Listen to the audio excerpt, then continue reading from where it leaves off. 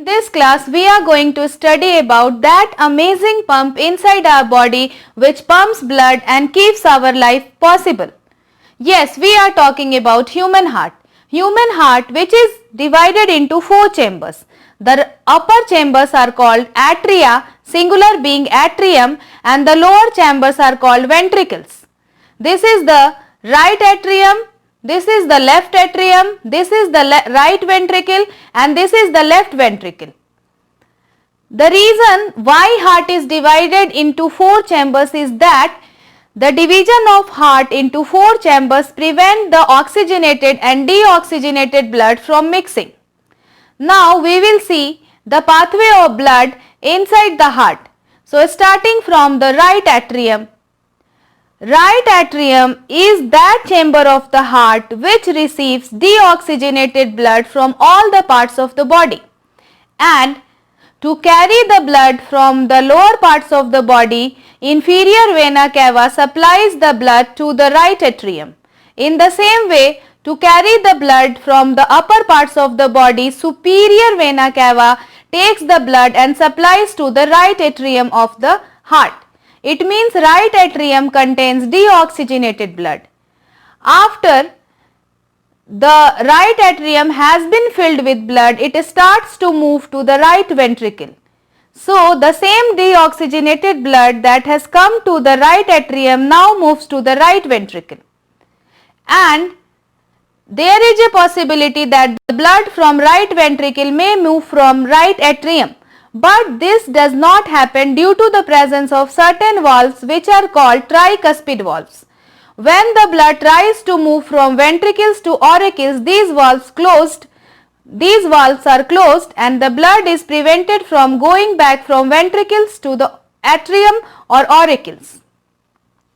This ventricle contains the deoxygenated blood, and this deoxygenated blood needs to be oxygenated. For this, right atrium pushes the blood to the lungs through the pulmonary arteries. From the right atrium to the pulmonary arteries and to the lungs. You know that lungs contain oxygen taken through respiration, and in the lungs the blood is oxygenated, and here also it is guarded by certain valves which are called pulmonary valves, so that the blood does not come back from lungs to the right ventricle. Now the blood has reached the lungs. From the lungs the blood is oxygenated, and with the help of pulmonary veins this oxygenated blood is taken from lungs to the left part of the heart called left atrium. So you may remember pulmonary arteries are the only arteries which carry deoxygenated blood, and pulmonary veins are the only veins which carry oxygenated blood. This oxygenated blood comes to the left atrium. From the left atrium, this blood moves to the left ventricle. Again it is guarded by valves which are called bicuspid valves.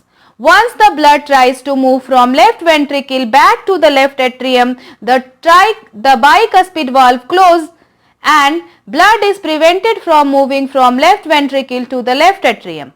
From the left ventricle, the blood now has to go to different parts of the body, because this is the part which contains the oxygenated blood.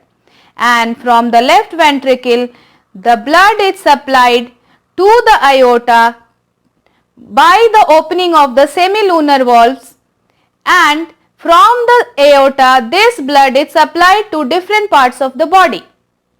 And in different parts of the body, respiration takes place, carbon dioxide is produced, and the carbon dioxide rich blood again comes to the right atrium through inferior and superior vena cava. So now we may summarize the pathway of blood. From the superior and inferior vena cava, the blood comes to the right atrium. From the right, this is the deoxygenated blood.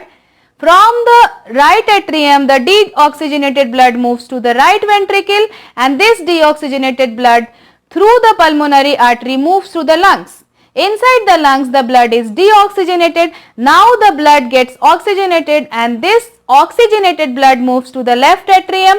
From the left atrium to the left ventricle, from the left ventricle to the aorta, and then supplied to rest of the body. Inside the body, the blood undergoes respiration, produces carbon dioxide and return back to the right atrium of the heart through superior and inferior vena cava. So you may notice that in a single cycle the blood passes twice through the heart, like from the vena cava to right atrium, this is part of a heart, to right ventricle and then lungs and then again to the heart. It means in a single cycle blood passes twice through the heart and this is called double circulation. Now we will see one more term related to heart, and that term is called heartbeat. Actually, heart is a muscular structure which undergoes rhythmic contraction and relaxation. This rhythmic contraction and relaxation of the muscles of heart produces heartbeat, and one heartbeat is equal to one contraction plus one relaxation. And this heartbeat is measured by an instrument called stethoscope.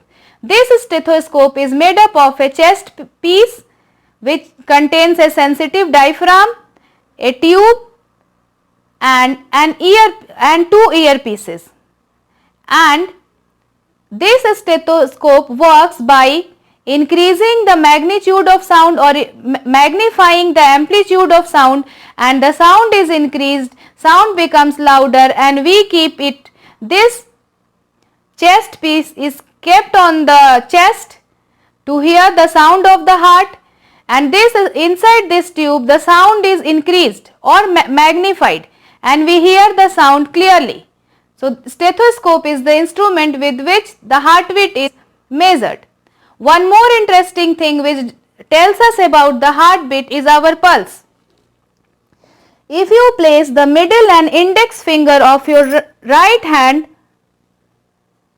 on the inner side of your left wrist, you may hear some sound. You may feel some throbbing movement. This throbbing movement is due to the movement of blood inside your arteries. And if you count the movement in 1 minute, it will give you the pulse rate. This pulse rate also corresponds to the heart rate, which is the number of heartbeats in 1 minute. For a normal healthy person, it is almost about 70 to 80 times per minute. And this pulse rate or heartbeat changes with the kind of activity performed. For example, when you are running, your pulse rate and your heartbeat increases to supply more oxygen to produce more energy to your cells. Now, interestingly, there are some animals in which there is no circulatory system. Those animals include sponges and hydra. In sponges and hydra, what happens? The water carries the food and oxygen to their body cells, and the same water carries the wastage outside their body when it comes out of their body. So there is no need of circulatory system in those organisms. So this is all about today's class. Thank you.